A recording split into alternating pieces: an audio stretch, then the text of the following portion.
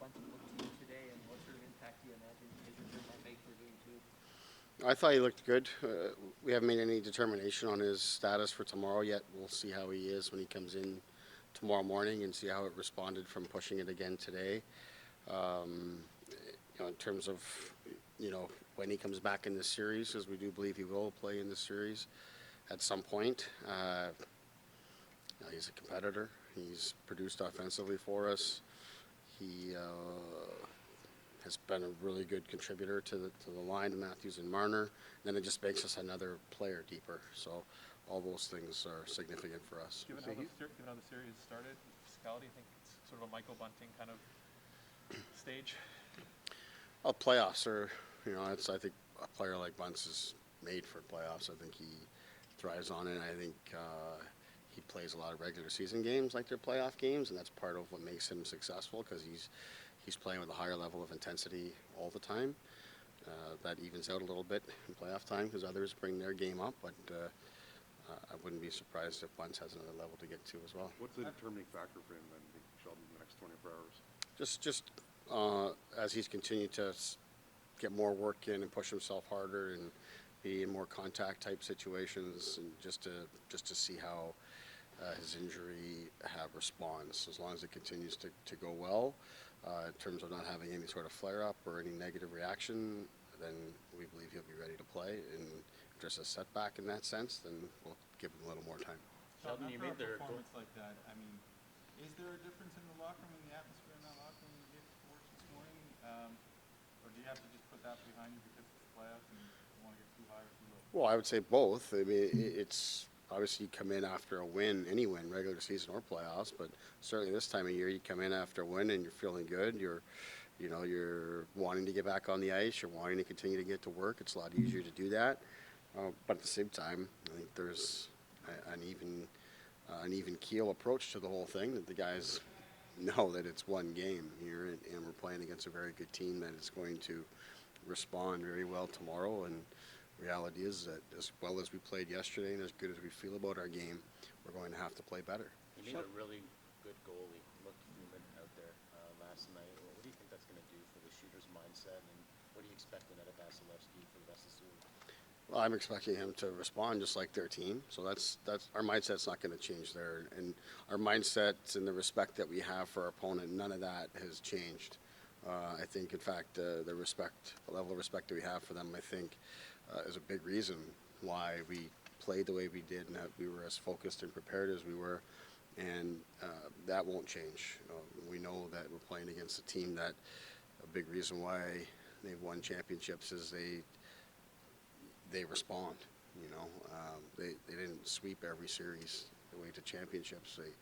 They respond well after losses. So we took care of game one yesterday, but puck will drop tomorrow, and everything will reset, and we'll have to reestablish everything. We expect it to be a far different type of hockey game.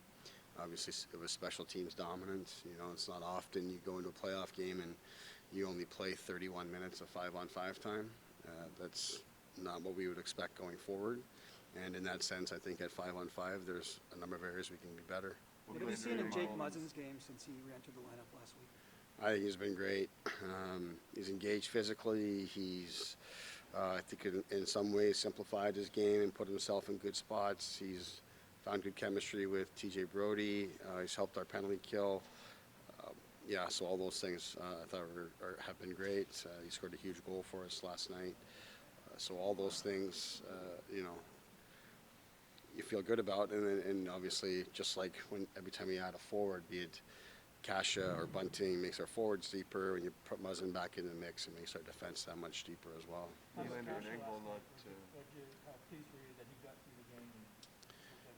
Yeah, thrilled.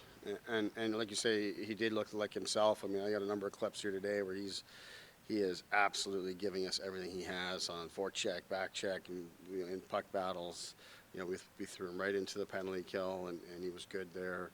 So I was thrilled that he not only played the game and got through the game, but he did it confidently and didn't change his game, didn't alter how his approach is, just went out and played. So that's a really good sign for us and for him. Nylander and Engvall available tomorrow despite not being in practice today? Yeah, they'll be good to go tomorrow. What goes through your mind when you see a guy like Morgan Riley get dragged into the rougher stuff?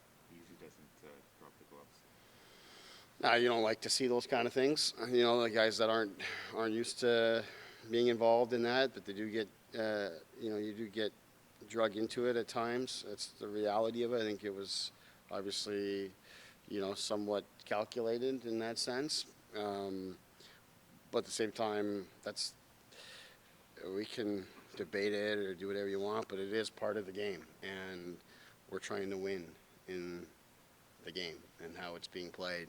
So whatever the circumstances are, our players have to be ready for it. And I thought whether it's that example or a number of others throughout the game, our players just stood in there. Does camp become a little bit more valuable to you in a playoff series?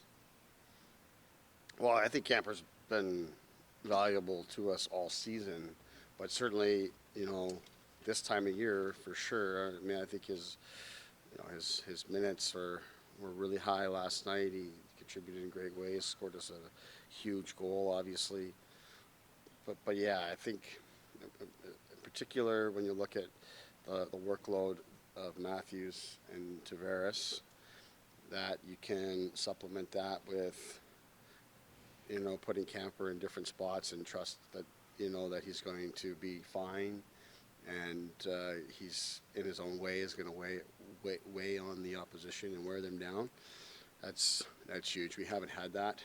Obviously, we didn't have Tavares in the playoffs last season, but going all the way back even into the bubble, it always felt like we were relying on our top two centers far too much in too many different ways. So to be able to spread that out now, and then even putting Blackwell into that mix, in terms of what he can do for us and his versatility, I think that makes a big deal, or it makes a big difference, I should say, and is a big deal from a coaching perspective of how I look at our lineup and how I hope and believe we can sustain our play over the course of a series. I'm not sure what's going to happen with Kyle, with the Department of Player Safety, what conversation with him, and what's sort of the message to him after last night?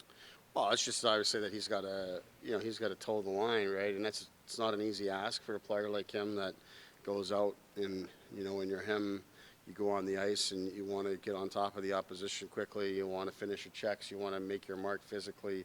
You just finish a good check and, the building's kind of erupting and then all of a sudden there's a second check there and it's a split-second decision. It wasn't a good one for him, but he knows that. He's been around the game a long time and has played that way a long time. He paid for it in that moment. We paid for it as a team. And, as it turns out, of course, in its own way, it turns out to be a bit of a positive for us because right away, early in the game, our team is tested. And you're going to be tested in the playoffs. We're going to be tested again tomorrow night.